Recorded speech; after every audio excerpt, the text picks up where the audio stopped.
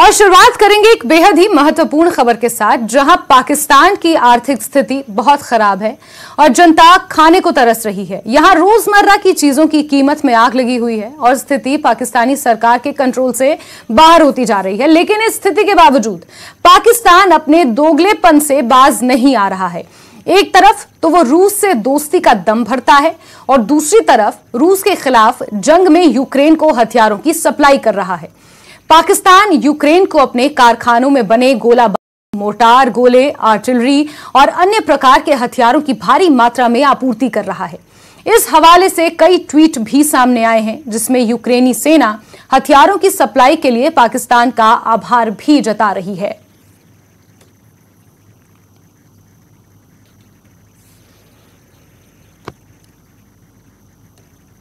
तो बड़ी खबर निकल कर आ रही है, जहां पाकिस्तान कंगाल हो चुका पाकिस्तान यूक्रेन की मदद कर रहा है।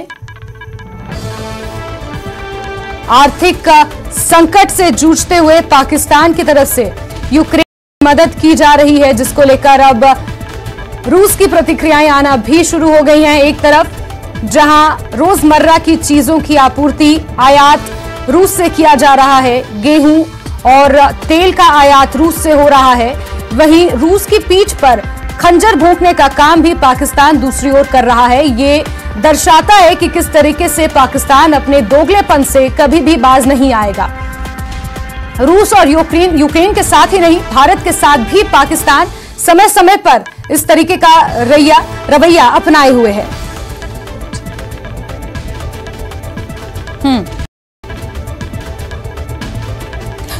और इसी विषय पर आज हम चर्चा करेंगे। हमारे साथ कई मेहमान जुड़े हुए हैं। दिल्ली से हमारे संवाददाता शैलेंद्र वांगू हमारे साथ जुड़े हैं। डॉक्टर एसपी वैद हैं, फॉर्मर डीजीपी जम्मू कश्मीर, वो इस वक्त हमारे साथ जुड़े हुए हैं। ब्रिगेडियर धीमान है, डिफेंस एक्सपर्ट के तौर पर इस वक्त हमारे साथ जुड़े हुए हैं। आप दोनों ही मेहमानों का बहुत बहुत स्वागत। और शैलेंद्र दिल्ली से हमारे साथ जुड़े हुए हैं। शैलेंद्र, सबसे पहले मैं आपसे जानना चाहूंगी, इस खबर के हवाले से रूस की कोई प्रतिक्रिया अभी तक सामने आई है? क्योंकि बहुत सारे ट्वीट्स सामने आ चुके हैं, जहां यूक्रेन खुले मंच पर पाकिस्तान का धन्यवाद जता रहा है ये तमाम आर्टिलरीज और गोला बारूद भेजने के लिए। और जाहिर सी बात है कि रूस की इस पर प्रतिक्रिया आना लाजमी है। रूस की तरफ से कोई प्रतिक्रिया शैलेंद्र?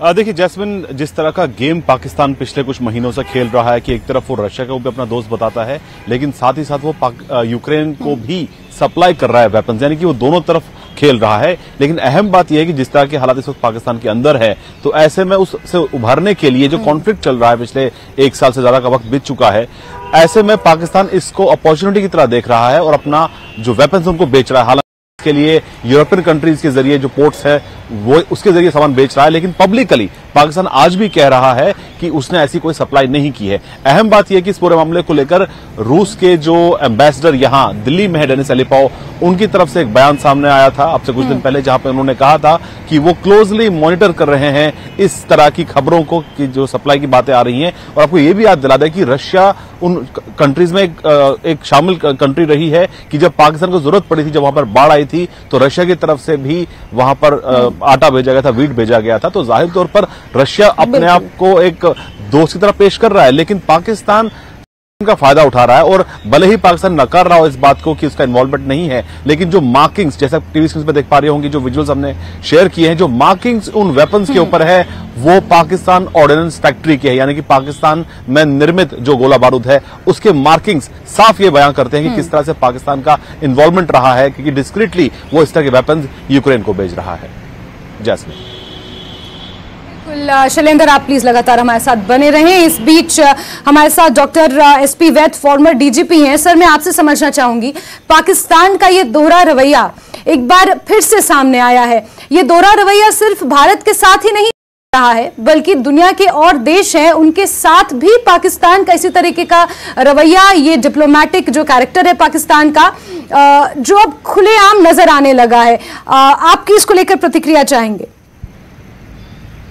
पाकिस्तान एक फेल्ड स्टेट है और इसकी भारत की तरह इंडिपेंडेंट फॉरेन पॉलिसी नहीं है, आप जानते हैं। और वो हमेशा किसी ना किसी पावर, चाहे अमेरिका हो चाइना हो, उसकी कॉलोनी की तरह काम करता है। खासकर उनकी आर्मी और एस्टेब्लिशमेंट जो है वो इसमें मुझे नहीं लगता पॉलिटिकल लोगों का इतना होगा योगदान, बट वहां finally the establishment that calls the shots. तो वहां की जो एस्टैब्लिशमेंट है, जो फौज है, वो अमेरिका के दबाव में ये वेपन यूक्रेन को दे रहा है। और जबकि उनके former prime minister Imran Khan साहब पब्लिकली कहते हैं कि अगर मैं पावर में आया तो मैं रशिया की तरफ देखूंगा, हमारा रवैया उनकी तरफ दोस्ती का होगा। तो Pakistan is a confuse state as far as its foreign policy is concern. और दुख की बात यह है कि बजाय अपने लोगों का ध्यान देने के लिए आज जिस तरह उनकी इकोनॉमी है, जिस तरह लोग भूखमरी से के शिकार हो रहे हैं, आपने देखा कुछ ही दिन पहले वहां जब 2-2 हजार रुपया बांटा जा रहा था, कितने लोग वहां भीड़ में मारे गए और किस तरह से उनकी आम शहरियों की हालत है। लेकिन वहां की एलीट सब कुछ चलाती है, चंद लोग, फ्यू थाउजेंड लोग जो हैं, चाहे वो आर्मी के जनरल हो, ब्यूरोक्रेसी हो, पॉलिटिकल लीडर्स हो, उन्होंने ड्यूल सिटीजनशिप रखी है, सारा पैसा बनाते हैं इन डील से। इसमें जो पैसा आता है वो आम आदमी के लिए इस्तेमाल नहीं होता है, वो अल्टीमेटली इन्हीं की जेबों में जाएगा। इनके बच्चों की आईबी लीग की वहां जो ट्यूशन फीस है वो करेगा और वहां इनके घर खरीदे जाएंगे, चाहे वो दुबई हो, कनाडा हो और यूके हो। इन सब वहां की जो एक एलीट है वो सारा चलाती है, लेकिन आम आदमी का कोई वहां बॉदर नहीं करता है।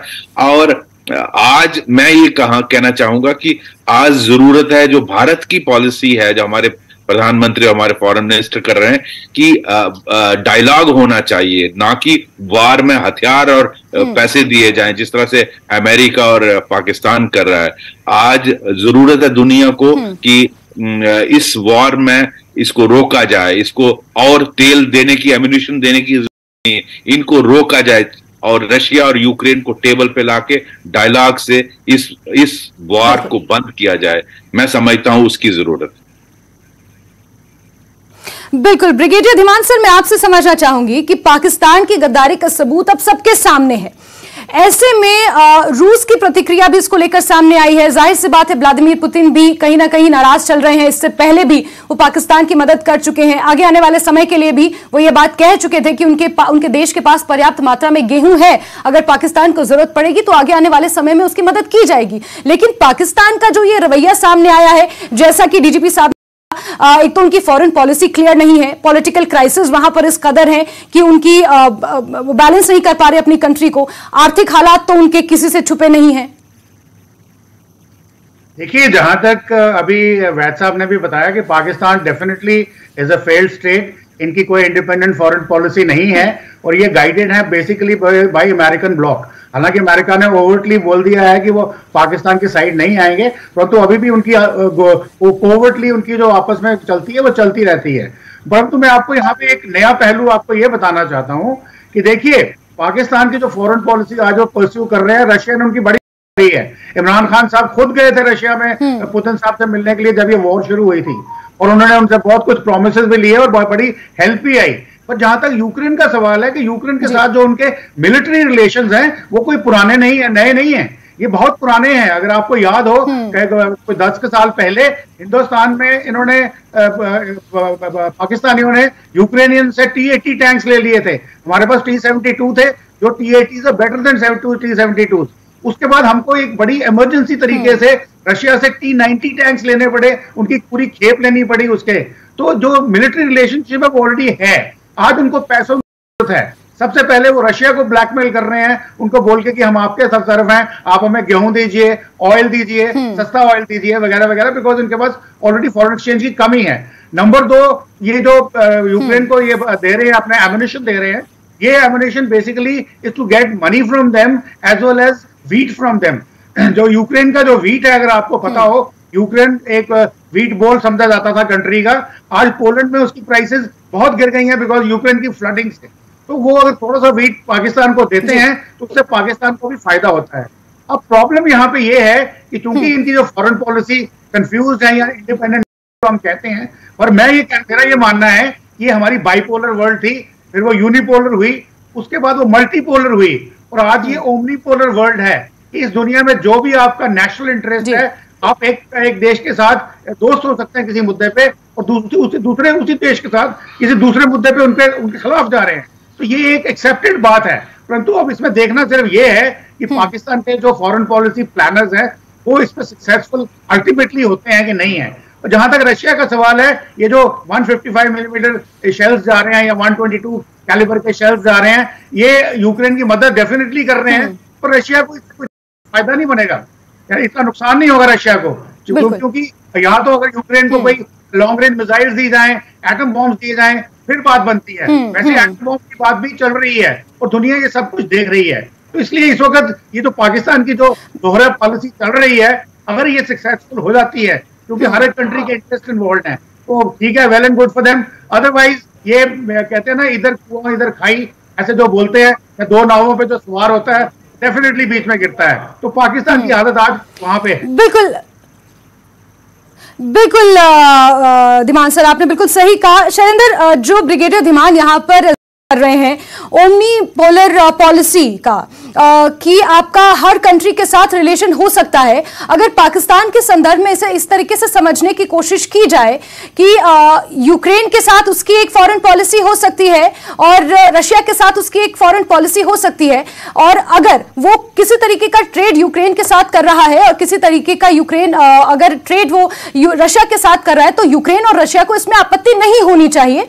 अमूमन ये एक क्लियर सिचुएशन है, लेकिन पाकिस्तान के संदर्भ में बार बार सवाल उठ रहे हैं, और इन सवालों का उठना शायद इसी वजह से है कि पाकिस्तान की जो फॉरेन पॉलिसी है वो क्लियर नहीं है।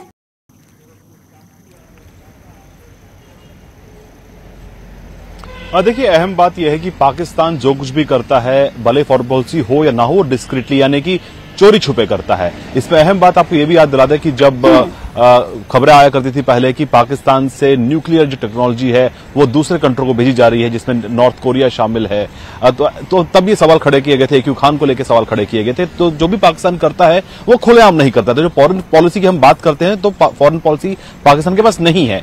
एक अहम बात यह भी है कि जो यूक्रेन को मदद कर रहा है पाकिस्तान चोरी छुपे, उसके पीछे एक कारण यह भी बताया जा रहा है कि जो वेस्टर्न कंट्रीज है, जिसमें के यूएसए शामिल है, उन्होंने कहीं ना कहीं प्रलोभन दिया था पाकिस्तान को कि आपको हम ग्रे लिस्ट, जो एफएटीएफ की ग्रे लिस्ट थी, आपसे कुछ दिन पहले पाकिस्तान उससे बाहर निकला है। तो माना जा रहा है ये भी एक कारण हो सकता है, क्योंकि पाकिस्तान लगातार दबाव में था और इस ग्रे लिस्ट बना हुआ था। तो ऐसे में ये एक प्रलोभन दिया गया पाकिस्तान को कि अगर वो ऐसा करता है, अगर यूक्रेन को सप्लाई करता है, तो ऐसे में उसको एफएटीएफ की ग्रे लिस्ट से बाहर निकाला जा सकता है। और साथ साथ ये भी एश्योर किया गया था कि आपको जो वेस्ट की तरफ से जो फंडिंग है वो भी आना शुरू हो जाएगी। हालांकि अभी लगातार आईएमएफ को लेकर हम देख पा रहे हैं कि आईएमएफ को लेकर कोई फॉरवर्ड मूवमेंट नहीं हो पाया। अगर हम कंपेयर करें भारत की फॉरेन पॉलिसी के साथ, जैसे कि अभी आपसे कुछ देर पहले वैद साहब बता रहे थे कि भारत की फॉरेन पॉलिसी साफ है, भारत चाहता है शांति, भारत चाहता है अमन, और भारत ने साफ तौर पर कह दिया है कि जो ये वॉर चल रहा है, इसका जब सबसे ज्यादा इंपैक्ट जो है ग्लोबल साउथ पर इसका इंपैक्ट पड़ रहा है। यानी कि वो देश जो कि डेवलपिंग कंट्रीज है, वहां पर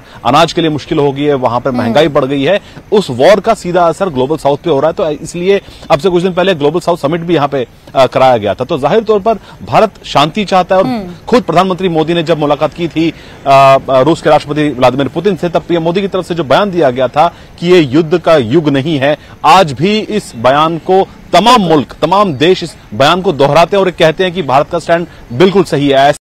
वेपन सप्लाई करना तो दूर की बात है, भारत शांति की बात कर रहा है। लेकिन इस हालात के अंदर पाकिस्तान कहीं ना कहीं अपने लिए मौका ढूंढ रहा है कि किस तरह से वो अपने वेपन्स बेचे, किस तरह से उसको फायदा हो। एक तरफ जहां रशिया पाकिस्तान की मदद कर रहा है, सस्ता तेल बेचने को लेकर बातचीत चल रही है, सस्ता अनाज बेचने को लेकर बातचीत चल रही है कि रशिया मुहैया कराएगा पाकिस्तान को, वहीं इसी बीच पीठ पर छुरा घोंपता है पाकिस्तान और रशिया के खिलाफ ही वो वेपन्स बेचता है डिस्क्रीटली यूक्रेन को, ताकि यूक्रेन उसका इस्तेमाल रशिया के खिलाफ कर सके।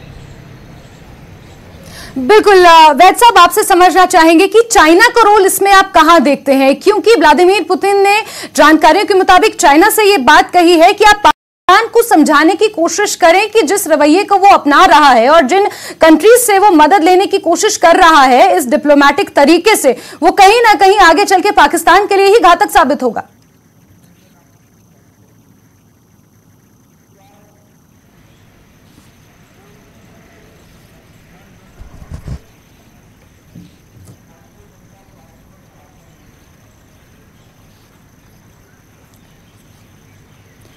वैद साहब, आपकी आवाज हम तक नहीं पहुंच पा रही है। जी सॉरी, म्यूट था। मैं बिल्कुल आप सही कह रही हैं, और पाकिस्तान की मैं स्थिति समझता हूं कि उनको डॉलर्स की जरूरत है, और बहुत प्रिकेरियस हालत है पाकिस्तान की। आज जो सिचुएशन है, उनके पास बिल्कुल फॉरेन एक्सचेंज नहीं है कोई भी चीज खरीदने के लिए, इसीलिए उनके कंट्री में जो इकोनॉमी बिल्कुल ऑलमोस्ट कोलैप्स हो गई है, और इसलिए वो डेस्परेट हैं कुछ भी डॉलर्स कमाने के लिए। ये जहां तक उनके सेल्फ इंटरेस्ट का बात है, मैं समझता हूं, लेकिन रशिया और चाइना आपस में बहुत इस वॉर के बाद तो खास तौर पर बहुत क्लोज आ गए हैं, और प्रेसिडेंट पुतिन का चाइना को कहना कि आप पाकिस्तान को समझाइए, बिकॉज चाइना की काफी इन्फ्लुएंस है पाकिस्तान की फौज पर और पाकिस्तान की एस्टैब्लिशमेंट पे, तो चाइना इस पे रोल प्ले कर सकता है। क्योंकि ये देखिए, पाकिस्तान का दोहरा, ये वो हमारे यहाँ कहावत है ना, मुंह में राम राम और बगल में छुरी, ये पाकिस्तान का उस तरह का रवैया है कि आप इधर से रशिया से सस्ता तेल भी चाहते हैं, आप उनसे गेहूं भी चाहते हैं, और इधर से उनके सैनिकों को मारने के लिए आप यूक्रेन को हथियार भी दे रहे हैं, अमेरिका के कहने पे या वेस्ट ब्लॉक के कहने पे। क्योंकि आपको वेस्टर्न कंट्री का, जैसे आपके करस्पॉन्डेंट कह रहे थे बिल्कुल सही, कि अल्टीमेटली इसमें लगता है कि पीछे से कोई प्रॉमिस किया गया था कि आपको FATF से निकालेंगे, IMF का लोन आपको, जिसकी पाकिस्तान बहुत जिसके लिए डेस्परेट है, उसमें मदद करेंगे, और वाकई ही अमेरिका और वेस्टर्न वर्ल्ड का बहुत इन्फ्लुएंस है IMF पर, और इसलिए पाकिस्तान को कुछ इसमें बिहाइंड द सीन मेरे ख्याल प्रॉमिस किया गया कि आप ये हथियार, जो एम्युनिशन की कमी है वो पूरी करिए और हम आपको मदद करेंगे। लेकिन मैं समझता हूं पाकिस्तान दो नावों में चलने से अल्टीमेटली एक दिन डूब जाएगा, और पहले ही डूब रहा है। मुझे सिर्फ उनके लोगों पर तरस आता है, उनकी तरफ कोई नहीं देख रहा। ये सिर्फ एस्टैब्लिशमेंट और जो वहां के फौजी हैं अपने फायदे के लिए कर रहे हैं। बिल्कुल। दीवान सर, यूक्रेन को हथियार सप्लाई करना और रशिया से एक तरीके से दुश्मनी मोल लेना, पाकिस्तान को आप कहां देख रहे हैं इस पूरी सिचुएशन में आगे आने वाले कुछ समय में? चाइना के बारे में भी बताऊंगा। ये गेम चल रही है इस वक्त, जो सिचुएशन है, जियोपॉलिटिकल सिचुएशन है, चाइना मध्यस्थता करने की कोशिश कर रहा है यूक्रेन वॉर में, रशिया और यूक्रेन के बीच में। उसका बेसिक पर्पस ये है कि उसको नंबर 1 या नंबर 2 बनना है, इमीडिएटली रशिया को नीचे लाना है। तो ये चाइना के इंटरेस्ट में है कि ये वॉर लो लेवल इंटेंसिटी पे चलती रहे जिसपे ये चल रही है। उसके लिए ये भी हो सकता है कि उसने पाकिस्तान को एक्सप्रेस परमिशन दी हो कि आप यूक्रेन के पास एम्युनिशन की कमी आ रही है, तो आप अपनी ऑर्डिनेंस फैक्ट्रीज को ओवर टाइम लगा के यूक्रेन को दीजिए, ताकि वॉर चलती रहे। कुछ वॉर जितनी लंबी खिंचेगी, रशिया उतना कमजोर होगा, यूएस उतना कमजोर, और चाइना ने अपनी पावर इस वक्त इंटीग्रेटेड रखी है, और वो उसको एंड में यूज करेगा, चाहे वो ताइवान में करेगा या इंडो पैसिफिक में करेगा या इवन आर्कटिक सी में करेगा या बाल्टिक्स में करेगा, कहीं पे भी करेगा। परंतु प्रॉब्लम आज ये है कि चाइना के पास, और पाकिस्तान समझता है कि चाइना उसको गैग नहीं कर सकता सीपैक की वजह से। सीपैक को इतना ज्यादा चला गया है कि पाकिस्तान ऑलमोस्ट एक वेसल स्टेट बन चुकी है। हालांकि वहां पे चाइनीज फुटप्रिंट्स बहुत ज्यादा हैं, चाइनीज आर्मी कंट्रोल कर रही है, बेसिकली एरिया कंट्रोल कर रहा है, तो इसलिए पाकिस्तान के पास एक एश्योरेंस है कि चाइना उनको एम्युनिशन सप्लाई करके अगर कोई फॉरेन एक्सचेंज आती है तो उसके लिए रोकेगा नहीं, हो सकता है इनकी वो मदद ना कर सकता हो, और कोवर्डली हो सकता है उसकी एक्सप्रेस परमिशन भी हो। और ये इसकी वजह से, जहां तक रशिया का सवाल है, उसको भी जो आफ्टर ये नॉर्थ स्ट्रीम 1 उड़ने के बाद नॉर्थ स्ट्रीम 2 चली नहीं, तो जितना भी ऑयल जाता था जो EU कंट्रीज को, वो अभी कम हो गया एक्सपोर्ट सैंक्शंस की वजह से। तो उसको भी अपने नए चाहिए, कस्टमर्स चाहिए, तो पाकिस्तान उसमें बिल फिट करता है। और पाकिस्तान को अगर चीप ऑयल मिले, जैसे हमारे जयशंकर साहब ने बोला था कि हम रशिया की साइड नहीं ले रहे, हम हिंदुस्तान की साइड ले रहे हैं, और इंडिया के लिए हम रशियन ऑयल नहीं ले रहे, हम वर्ल्ड में चीप ऑयल ले रहे हैं। तो यही पॉलिसी पाकिस्तान भी अपना रहा है, वो देख रहा है कि उसका पलड़ा कहाँ भारी है, वो रशिया को कैसे एक्सप्लॉइट कर सकता है, यूक्रेन कैसे कर सकता है, चाइना को कैसे कर सकता है, और अमेरिकन को कैसे कर सकता है। तो उसमें अल्टीमेटली उसके लिए आज की डेट में विन विन सिचुएशन है। पर ये कितनी लंबी खिंचेगी, that is the question to be seen. और पाकिस्तान कहां तक इसको लेके जाएगा और कहां तक वेस्टर्न वर्ल्ड उसकी मदद करेगी, that is to be seen कि इसका एंड रिजल्ट जो इनकी फॉरेन पॉलिसी आज की डेट में जो सक्सेसफुल नजर आ रही है वो अल्टीमेटली कब तक खिंचेगी। बिल्कुल, जिस तरीके का रवैया पाकिस्तान ने अपनाया है, वेस्टर्न वर्ल्ड की जो मदद लेने की कोशिश की जा रही है, जिसका इफेक्ट बाकी थर्ड वर्ल्ड कंट्रीज पर भी देखने को मिलेगा, ये भी आगे आने वाले समय में देखना। चाइना का भले इसमें नाम सामने नहीं आ रहा है, लेकिन कहीं ना कहीं चाइना अपना रोल खुफिया तरीके से प्ले तो कर ही रहा है। डॉक्टर एसपी वैद, आपका भी और ब्रिगेडियर धीमान सर, आपका भी हमसे जुड़ने के लिए बहुत बहुत शुक्रिया। शैलेंद्र, तमाम जानकारियों के लिए आपका भी बहुत बहुत शुक्रिया। और खबरों का सिलसिला न्यूज़ 18 JKLH पर जारी रहेगा, लेकिन यहां वक्त एक छोटे से ब्रेक का है।